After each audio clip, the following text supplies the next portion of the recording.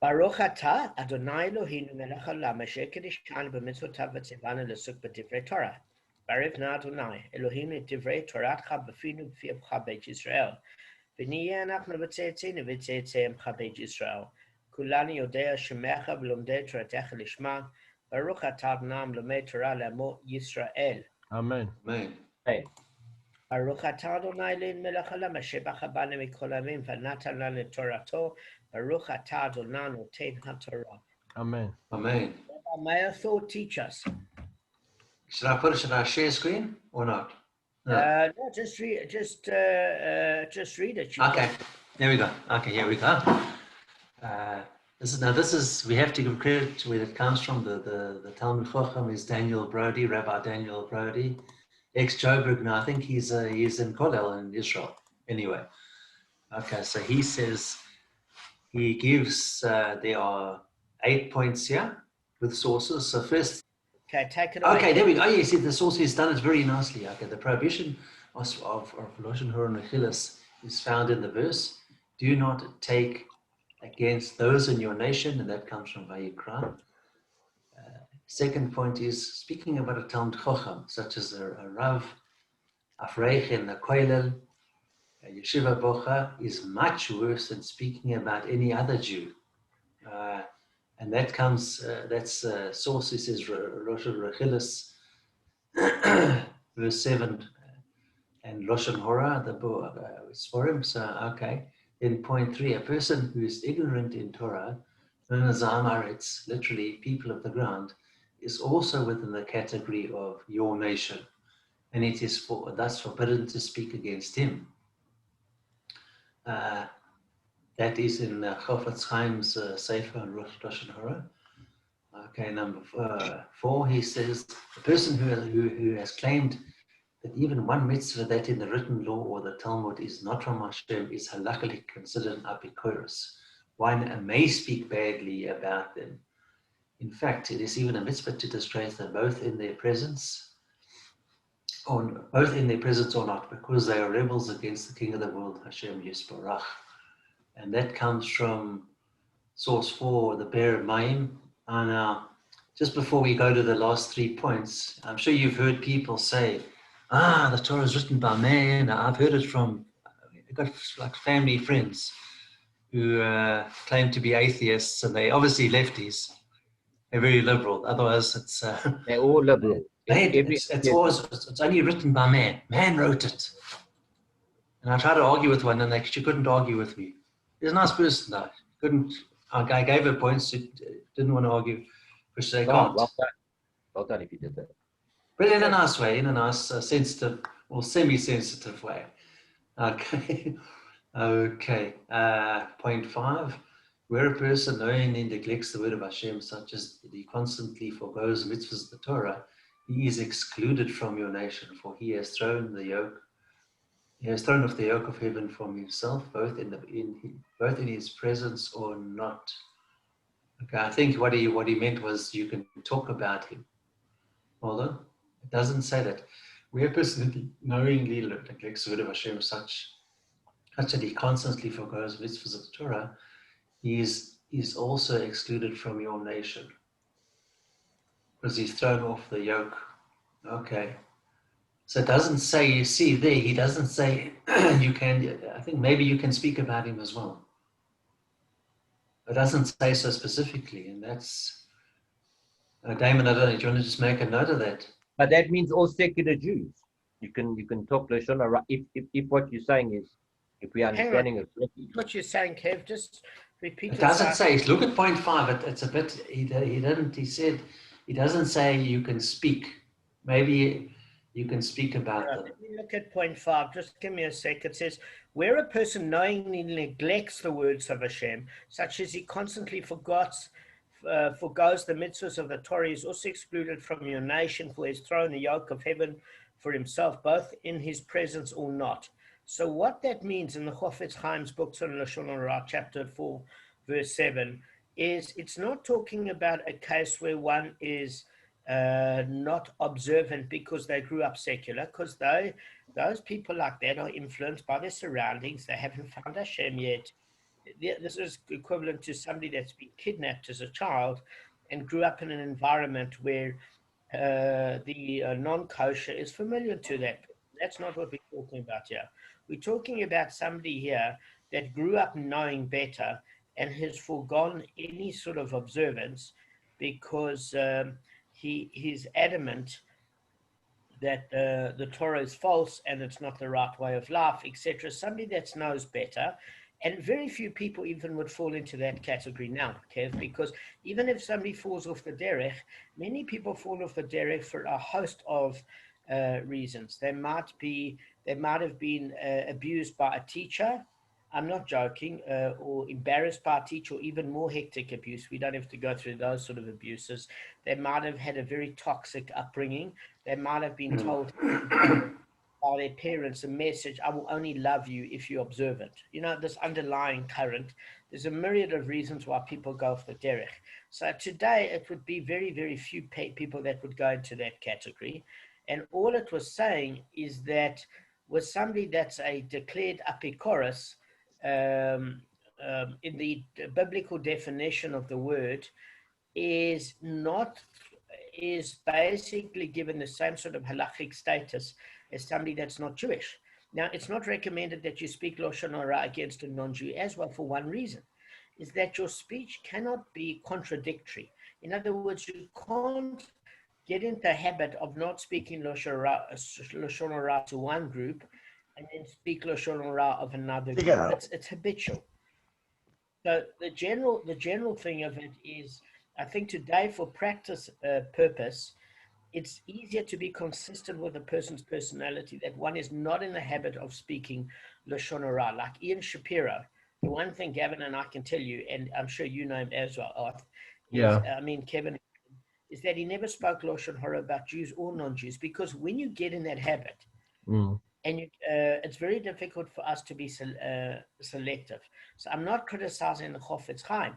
I'm saying that the definition that the Chofetz Chaim is talking about is a very rare percentage of the Jewish population, where you don't have to give them the same halachic courtesy as normal Jews, because they've chose to live their life exactly as a goy. But we're not talking about people that are secular, that grew up secular. What is your opinion? We're not anti. And I also think, Damon, over and above that, I agree with you 100%. I don't know if you did cover this, so I just want to re-emphasize it. I would think that it's also any Jew that actually stands up and goes against the Torah. So exactly. If you're secular and you kind of don't interact and you don't mock the rabbis, you respect them, all that type of stuff. It's, you know, you want to be religious is fine. I don't want to be religious, but they don't actually go and mock the religion. The apikoruses are the ones who actually go out and mock the religion. And those are the ones who you can attack. Exactly. I think Gavin hit the nail on the head. Somebody that is actually somebody that actually publicly influences people away from Torah. That sort of person, of course, isn't allowed what do you call that sort of protection. Gavin is 100% right. That's exactly it. Should I continue? Sure, please. Sorry, Kevin. 0.6. No, it's good to clarify, because it doesn't say talk about them or not. It didn't say that specifically, so you can. Okay. If one forsakes one particular mitzvah constantly, such that he intentionally does a sin that everyone knows is forbidden, one is allowed to shame, for it is clear that he follows his heart against the word of Hashem. However, for doing so, these four conditions must be met. A, one has clearly seen or he is known by the whole community as a sinner. The sin that he does is a known sin, such as eating chazah. C, one doesn't exaggerate, saying more than he actually does wrong. The next one, one has constructive intent, such as to warn others to distance from him. And the last one doesn't shame him away from his presence and flatter him in his presence. Okay, and that comes from, okay, there's no source for that. Anyway, let's continue. We've got two more. the prohibition of Lashon Hara is not limited to speaking against individuals. One is not allowed to speak badly about a group of Jews. In fact, doing so is a graver prohibition. Therefore, to say something negative about a family or group based on locations such as American Jews, Israelis, New York Jews, etc., is also forbidden. And the last one, worse of a sin is to speak badly about a sect of Jews such as Ashkenazim, Sephardim, Haredim, modern Orthodox, Hasidish, etc. And to say something bad about all Klal Israel is an even greater sin. Okay, so because basically you hear regularly, the Haredim this, the Haredim that, and I've told people, don't paint everyone. I told someone the other day, certain people in that group, a minority behave. Don't say everyone else. But I've told them, I say this to people regularly. Don't. There are plenty of them in the professional world, like my late cousin Ellie, and plenty of them. And you've got a Ramat Beit Shem, you say professionals. Okay, they're not ultra Haredi, but they are Haredi, and they're working people. And even if they learn in yeshiva, they're decent. They mention ticket. They've got derech eretz. They're not like the idiots that go on the rampage. And I have a student in Bnei Brak. Well, I had a student recently from Bnei Brak, from an insurance company, and her family are very strict about the lockdown and all the restrictions because they don't want to cause a chilul Hashem. The majority are like that, and I tell people, I keep on saying it to people. People say modern Orthodox this, Haredi this, Chabad this. It's at the end of the day, you're telling every single person in that group behaves badly if other people do, which is wrong.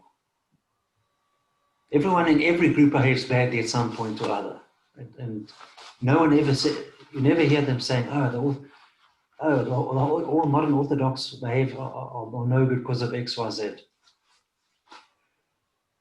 There's always radicals. I agree with you. There's radicals in every single group. You know, there were radicals that Trump's thing. I don't mean to bring in politics, but there were radicals there on that election when they exactly, and a small minority, and some of them were mixed minority, and then they blamed him for the whole thing, and that's not fair. You know, honestly, it wasn't fair. And they blame all his supporters exactly. All these 75 million are. And I've seen the Haredi. They are having a problem in Bnei Brak, but it's not everyone. You know, some of them, like you say, it's a minority, and there's some outside forces coming in there also, and Jerusalem as well. It's not the majority. But the political guys like to jump on the bandwagon and blame the whole group because it's to their advantage. And the same in America, they blame the whole group, whereby it was, you know, select few. Anyway. Thanks. Sure. Thanks, Damon. Thanks for. I'm actually guilty. I've actually said one or two things bad against like the Jewish community in South Africa. That's bad. I'm on it. So now you won't. So now you won't, Gavin. We all have. We all have now. Just not completely negative. Not ideal. Not something that Hashem will be happy with. Arthur, if we said something bad against Katz, would you be offended? Only if it was my friend, Mrs. Katz. Then I'll get upset. Because she's Jewish, and it's Lashon Hara. Yeah, basically, yeah. The thing I want to do is I want to wish our friend Rabbi Daniel Brady a very happy birthday. It was both yesterday, last night, his English birthday, and his Hebrew birthday last night and today, which is the 18th of Shvat. And it's no coincidence that we're finishing the second chapter on his birthday, because behind the scenes, there's many times that I've sent him a copy of the Shir, and not only has he enjoyed seeing all you guys, but as you know, when he came to speak at the Shir, he's very fond of all you guys. He's been watching some of the videos, and he's been giving me a lot of encouragement, because Dan is extremely learned, and I was out of my depth here. I only started teaching after lockdown. So I wanted to wish you, Dan, a happy birthday from all of us. Let's get started. So what happens is we dealt with 27. We dealt with 27A and 27A1, and we already discussed about the kofir payment, whether or not it works on the death of the victim's value or what the owner of the muad ox's value is. and that discussion has now been put to rest. So now we're dealing with another ruling. Now, guys, please, I'm going to explain it to you. I know when Arthur and I learned this, he did laugh a bit because it does seem preposterous. But what I wanted you to see here is even if it's physically very unlikely to happen, the Gemara puts this particular example in the Gemara not because it's physically likely to happen, but because it's going to teach us principles. Okay? So I'm going to tell you what it says here. And Rabbah said, he taught us a new ruling. If one fell from atop a roof and was inserted into a woman lying on the ground below, injuring her, he is liable for 4 things. And in the case of a wife of his deceased and childless brother, he does not acquire her as a wife through this untended act of intercourse. So let me just tell you some of the principles that goes through here. Firstly, it's very unlikely that she's got her clothes off. You've got your clothes off. You're falling off a roof, and your member happens to insert itself in her private area and insert it into there. The likelihood of that happening is unlikely. Why? If you fell off a roof, believe me, it's if it landed badly, you damage it. Say no more. So the thing of it is, what is it trying to say here? Because that physical probability is very unlikely. The reality is it's discussing an issue that we're learning a principle of chalitza and yibum. So in Yevamos 53b, what is it discussing? If you have a brother and that brother dies and he's childless and his wife is eligible now to marry somebody, your first priority at that particular time was to bring honor to your brother and to make sure that his genetical seed would continue. And the best way to do that was to marry the widow of one's late brother. Does that make sense? So that was called yibum. That was a process. Now chalitza is when that didn't want to take place, and she would take off her shoe, and he would spit in the shoe and make a declaration that he didn't want to marry her. Okay, that's called chalitza. But for all intents and purposes, unless there was something very wrong with the match, most brothers honored their brother in that way to make sure that he had genetical children from the same seed. So what it's saying is one of the cases for this to occur is there has to be intent. Just like if she was down below as a widow and you were on top of a roof, you fell down and inserted your member into her from a fall, there was no cognizant intention of marrying her. In that exact same case, even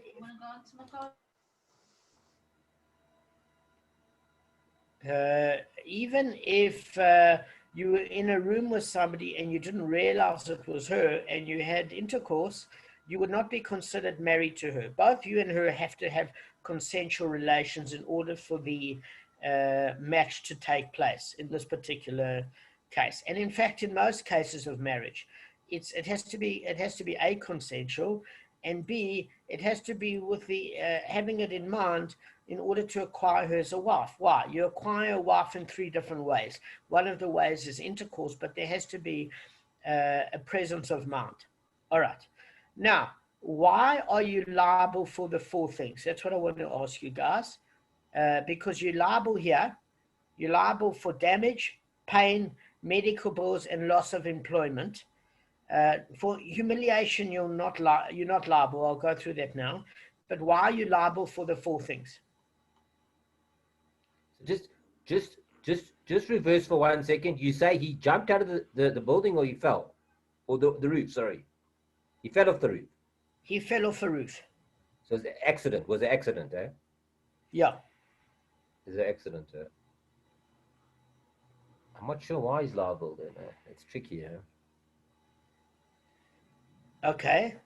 I would think he's not liable because it's a complete accident. He fell off. I'm saying if he jumped off the roof, then he's culpable. But if he didn't jump, if he fell, that's why I asked you that question. If he fell off the roof, I don't see why he's liable for anything. Okay, good point. Very good point. So the Gemara is going to go through the fact that if there's a normal-based wind and you're hanging towards off the roof, if you haven't roped yourself in or taken necessary precautions, you are liable because you're putting yourself in a very dangerous position. Does that make sense? See, So I'm visioning, sorry, just one, I'm visioning here in South Africa, a lot of guys work on the roof and they never used ropes. So I'm just going according to what I've observed. But probably in the old days, the roofs were more slanted and bigger, and so maybe it was more dangerous than it is today. Correct. The roof construction was different. The material was construction. You've got concave and convex roofs. You've got roofs made of different material, different levels of sizes of houses compared to South Africa, different surface areas.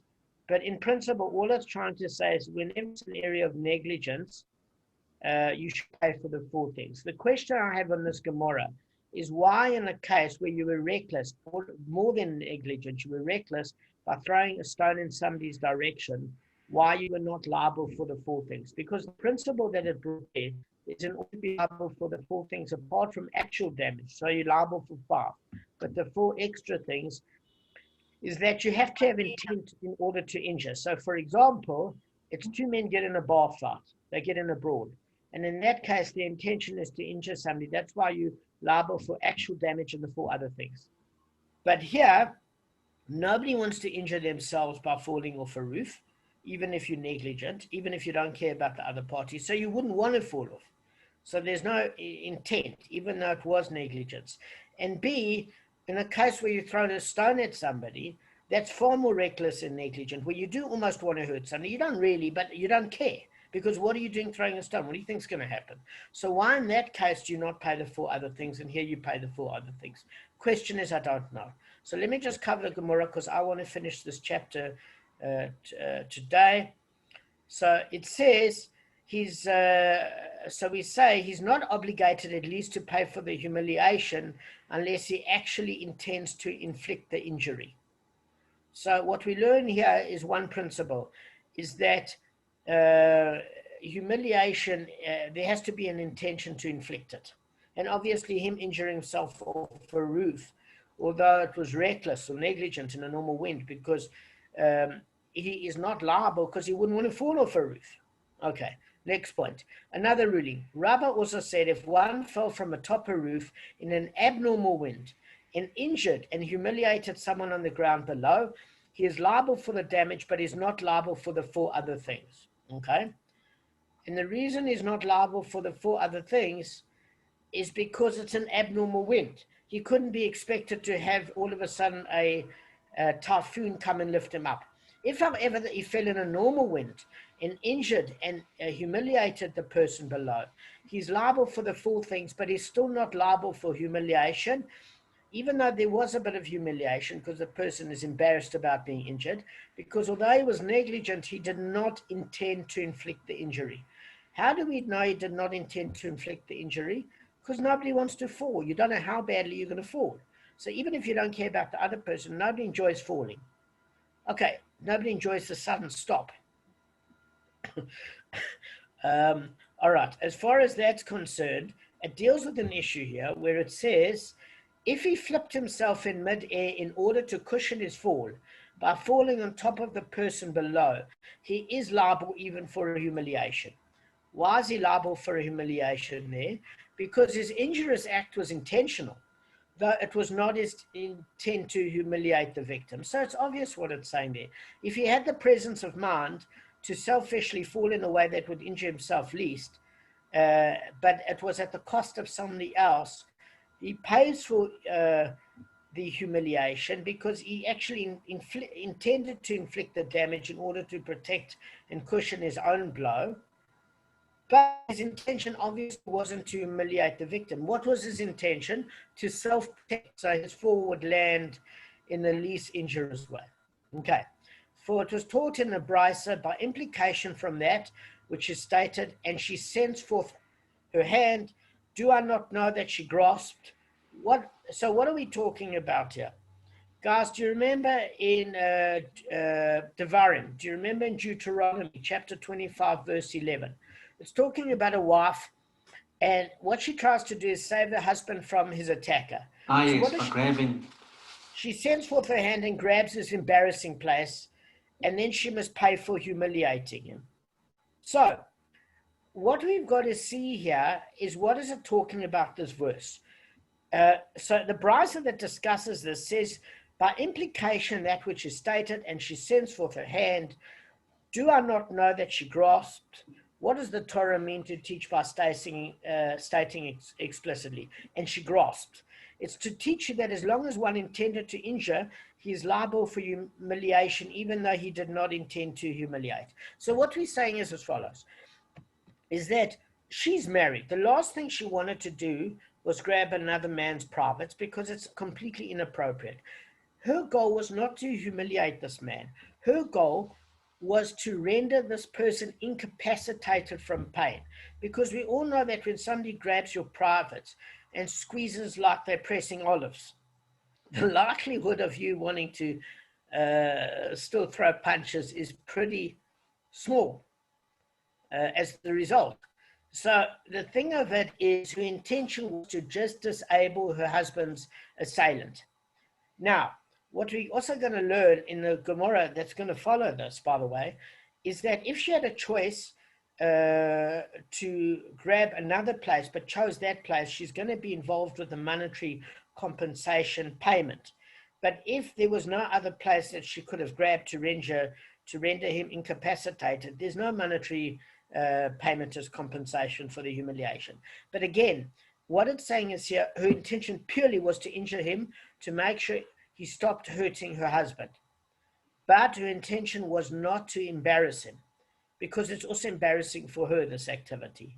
So what happens, a guy that flipped himself off the roof, in other words, he fell, he didn't jump off the roof, but at the time in midair, say he did diving in high school and he knew how to do a triple somersault with a Russian flat landing, you know? I mean, if I'm falling in midair, I barely have the presence of mind to go like this. But he somehow knew how to contain his body so that he could land it in the softest way, Kev. But because his intention was to land softly, even at the cost of somebody else's injury, because he intended to injure somebody else in order to protect his fall, he pays for humiliation. And it brings this verse in Deuteronomy to prove that your intention doesn't have to be for embarrassment. It merely has to be to injure the other in order to pay for humiliation. All right, let's go on. So, another ruling. Rabbah also said, now this is going to be a little bit of a hectic one, and before you get upset at maybe the content, I'll just put it in context. All right, Kev, it's the last one, so as exhausted as you are, you're about to hit the finish line of a marathon, and you're the one guy that knows about marathons. So, so just even if you have to stand up or whatever, let's end off this on a good note, okay? Because you're falling asleep a little bit. I know you've had a hectic No. Okay. So I'm sitting. I'll stand up anyway. I'm going on. No. All right. And Rabbah also said, if one placed a burning coal on a person's heart and the victim died as a result, he, the one who placed the coal, is not liable for murder. Let me just read on before you jump to a conclusion. If he placed the coal on a person's garment that the person's garment got burnt as a result, the one who placed the coal is liable to pay for the burnt garment, even though the owner could have removed the coal before his garment was destroyed. We're going to go through this now. Just give me a sec. Rabbah said, we have learned in the Mishnah both elements of the last ruling of Rabbah. We have learned that there is no liability where he placed his coal in a person's heart, for we learned in the Mishnah, if the killer held the victim down in a fire or water and he was unable to escape from there and he died there being burnt or drowned, the killer is liable for murder. But if he pushed the victim into the fire or into the water and he was able to escape from there, but he failed to do so and he died through being burned or drowned, the killer is not liable for murder since the victim should have escaped. Similarly, where the victim could remove the coal from his chest but failed to do so, the killer is not liable. So Gavin and I learned this in Sanhedrin 76b. Gavin, do you remember? Sorry. Thank you. You were part of the share at 76b. Okay. Okay. So what we discussed here is initially when you read this Gemara and Bava Kamma, you get a fright. You say, hang on a second. He put the coal on somebody's chest and the person died, he's not liable for murder. And you say, well, how can this be? So we're learning about a specific case where the person who had the coal on his chest could have removed it to save his own life. It then goes to this case in Sanhedrin in 76b, which says, look, if you gave the person a method to stop their own demise, and they chose not to enforce that method to save their own life, they're culpable for letting it get to the extreme where it killed them. Believe me, you're responsible in Shemaim for your part in it, but the base din on earth, the Sanhedrin can only make you culpable if the person was rendered unable to escape. So, for example, if you tied a person to a pier and the tide came in, then obviously that you're responsible for murder because the person could not escape. Now, we talk about indirect murder, and that's where we started to learn about Groma. Is a person able to be killed for indirect murder? What are the circumstances or not? But in Shemaim, for sure, that holds you liable for indirect murder. But in this case, the person could escape. So Let's ask you a question. A quick one. Damon, a quick one. Yeah. Just the guy with the coal. If he left it on there, you think he's like committing suicide? You think he's culpable for his own life when he gets up to Shemaim? He is culpable for his own life, yeah. Because he should have removed it. Yes. All right, carry on. Sorry, thank you. Sure. All right. So I'll tell you what's a little bit weird. So it discusses here. So then what's this all of a sudden that we learned about a person with a garment? So if he places coal on a person's garment in that person's presence and it burnt, he, the one who placed the coal, is liable to pay for the burnt garment, even though the owner could have removed the coal before his garment was destroyed. So let me explain this, because this seems like it's actually more harsh to make you culpable for burning a person's clothing or their property than it is to burn the person themselves. It's not true. Firstly, in the case of murder, the person didn't remove the coal. In the place of clothes, the owner is entitled to allow his garment to be burnt and then sue the damager in court for damages. That's according to Rashi. So Rashi is saying, if he lets it burn, he's got evidence in front of the court that he can take it and sue the person for the garment. So that's why he doesn't have to let it stop at that point, because he's got evidence with which to take to court. I'm saying something on Rashi that it might be inaccurate or it might be accurate. So guys, I had a white shirt, and if you have a white shirt and there's a little bit of red wine on it or oil on it, believe me, even if it's that much red wine on a white shirt, you can never wear that white shirt out. So you only need a little bit to render it what you call non-functional to go out in formal wear. I had a blue shirt once where I dropped some jik on. It's not the smartest moment I've ever had. I've had many stupid moments. So anyway, there was a white spatch where a whole beautiful dark navy shirt was, and I rendered an 800 Rand shirt useless with one drop of jik. Now, you don't have to have the whole shirt catching a light or rendered discolored in order not to wear it. A small area would suffice. But even if you allowed it to be burnt, you've got evidence in court. All right, let's go on quickly. So, it says if he pushed, all right. So, and we learned that a damager is liable where he placed the coal on a person's garment, for we learned in a Mishnah, and this Mishnah, guys, is in Bava Kamma 92a, just so that you know. If, however, the owner, what did we learn in the Mishnah? If a person says to another, tear my garment or break my jug, and the fellow did so, he is liable to pay the damage.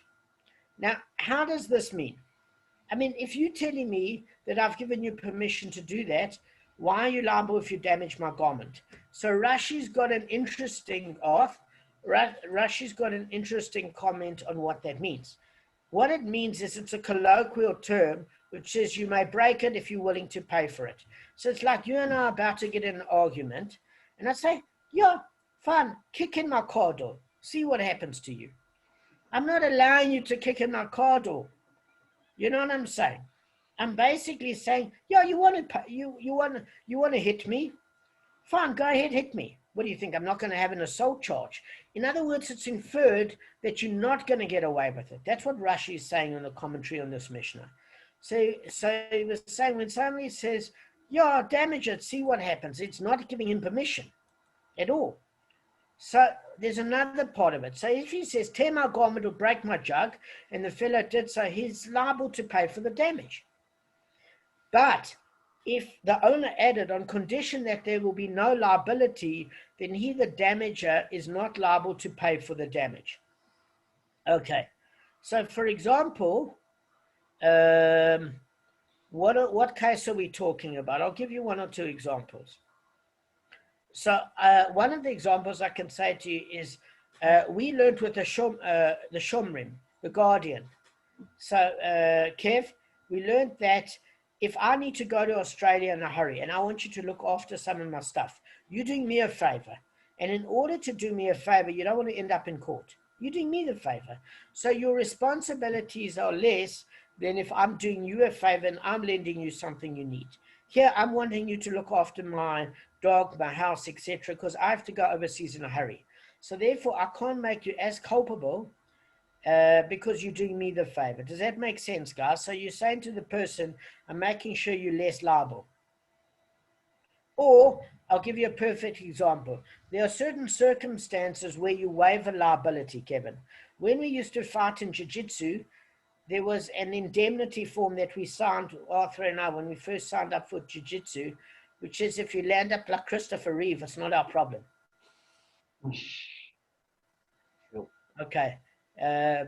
So not that anybody was going to land up in a wheelchair, but the thing of it is you sign an indemnity when you do certain sports that you're choosing a particular dangerous activity, and any damage that you have, both bodily or to property, like you break your glasses, etc., that you can't hold the sensei liable for that sort of damage. Does that make sense? Because it's an environment which is dangerous. All right, let's go on. So a related inquiry, guys, we nearly finished. Is plotting and scheming to see what we put on YouTube. But just can I just interrupt for 1 second? Yeah. The whole of the mind is watching our YouTube videos. Don't worry about it. Okay. So that's a good point. So the thing of it is, before people jump up and down and say, how can you talk about a slave like property and it's a human being or whatever, let's just clarify one thing. We're talking about halachic damages here. So what we're saying is, when we're saying Rav inquired if the damager placed a coal in the heart of someone else's slave, what is the law? Is this viewed like placing a coal in one's body or placing it on one's property? I just want to clarify what we're talking about here. A slave is a human being. It's like an employee. If you kill a slave and you get the right sort of warnings like you would for any other person, that person is liable to the death penalty. Any law regarding man is liable for a slave. He gets the death penalty. Okay? But what we're also talking about here is their financial consequences. Let me give you an example. If you injure somebody that's a free person, who pays the medical bills? You would pay that person because he would have to pay himself and you're recompensating him for medical bills. If it was accidental, you pay for the actual damage but not medical bills. So he's paying. Now, does a slave have money? No. So who's paying for medical bills? The master. The master. So who's paying for an employee's discovery health? The employer. So what we're saying is here is there's two implications. The one implication is injury. So who's going to end up paying for the injury? Not only have you injured a slave himself, but the person that has to pick up all these bills. You might have to, that person's suffering a loss. So we're talking about a case, say you injure somebody accidentally and it's not your slave. So you're paying for actual damage, but not for medical bills or things that would actually cost the master actual money. Does that make sense? So there's a financial implication to how to make sure this person gets well, which the master or the employer has to pick up. And there's the actual damage that the slave undergoes of personal injury. And how does this payment work? So in other words, it viewed like we talk about a free person, or is it that employer has to pick up the bill? So Rashi explains something interesting, that the slave was unfettered and could have removed the coal but failed to do so and died as a result. So because the victim contributed to his own death by failing to remove the coal, the placement of the coal can't be deemed an act of murder. Because if the slave was tied down, is what you call kivle b'di rabba minay, which means that a person murdered a slave. He tied him down and he put a coal on him. He's liable to the death penalty. So whatever he owes the slave master in terms of damages, he doesn't owe that financial penalty, because he gets the greater penalty, which is the death penalty. So that's kimle b'di rabba minay. So he gets the greater penalty. But here, the slave was able to take the coal off his own chest and save his life. So therefore, the person is not liable for murder, because the slave hastened his own death, which could have been avoided. So there, you do have to pay financial compensation to the master for medical bills that are costing. Why would you have to pay the master? Why is there discussion? Because it wasn't an accident. You put the coal there. So maybe you burnt him and cost him thousands of shekels worth of medical bills, Gavin. There, who's going to pay for it? The slave's owner. The slave doesn't have money. Does that make sense? So that's what we're discussing a case of. All right. And if you conclude and say that placing a coal on the slave is like placing it on one's body, and we say that since the slave could have removed the coal from his heart, the person who placed the coal there is not liable to pay damages either. Why? What is the law? So why is he not liable to place coal? Because it's saying that if the damage could have been removed quickly, any further medical damage was the slave's own fault. There I would probably have my own 2 cents worth, guys. And I was saying that if there was damage caused initially, where that burn mark would cost a couple of thousand rand or shekels worth of damage, there's no doubt that he'd probably have to pay the slave's owner for it, because it was a purposeful act. It wasn't accidentally. It was willfully. So I've got no doubt that even if the slave removed it, he might have burnt his fingers from the hot coal. He might have had chest burns. He might have needed to go to the burn unit. I've got no doubt that you would have to pay for that. Does that make sense, guys? We're talking about where the slave left it there to injure himself further.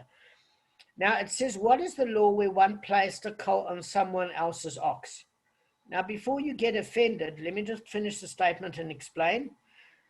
Rabba then resolved this inquiry himself and concluded, placing a coal on someone else's slave is like placing it on one's own body. Placing the coal on someone else's ox is like placing it on his inanimate property. So what Rabba is actually saying is, here you're placing a coal on a human being.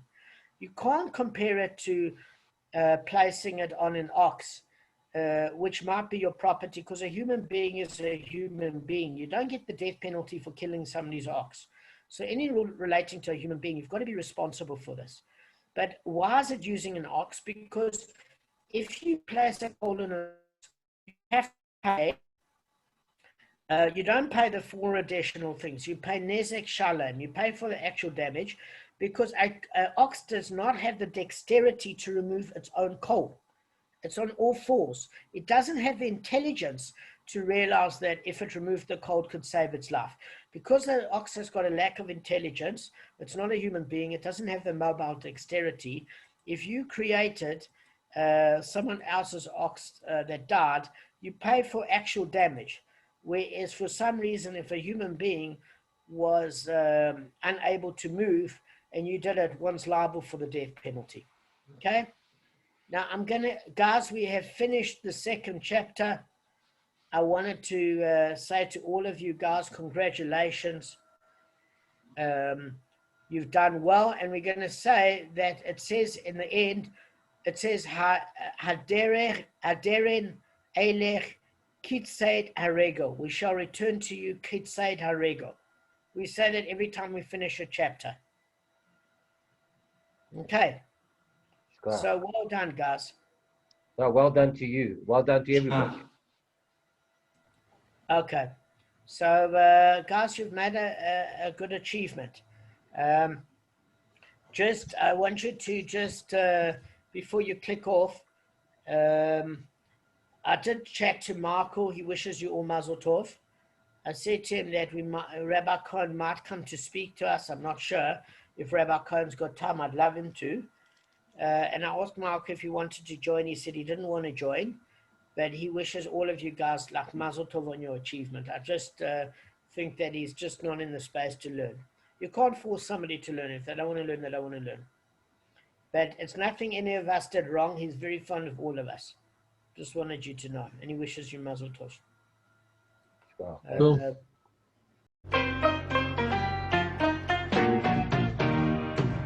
Moving right along in search of good times and good news. With good friends you can't lose. This could become a habit.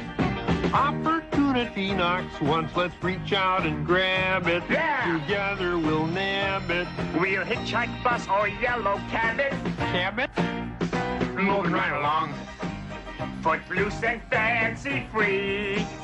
Getting there is half the fun, come share it with me. Moving right along. We'll learn to share the load. We don't need a map to keep this show on the road. Hey, Fozzie, I want you to turn left if you come to a fork in the road. Yes, sir. Turn left at the fork in the road. Turn left. I don't believe that.